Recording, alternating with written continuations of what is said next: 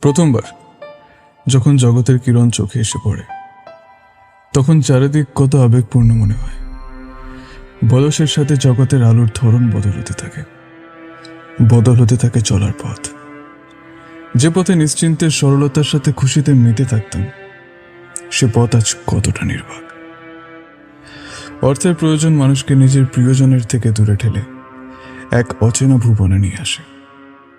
কেউ জয়ী হয় নিজেকে বেঁধে রাখতে, কেউ জয়ী হয় নিজেকে মুক্ত করতে। বেঁচে থাকার দুটো রাস্তা রয়েছে, সতের পথ এবং অসতের পথ।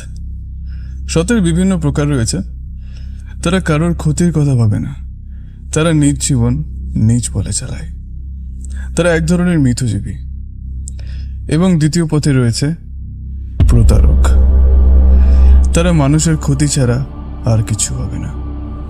তাদের নিজস্ব অস্তিত্ব নেই, তাদের আমরা পরজীবী বলেও মানতে পারি।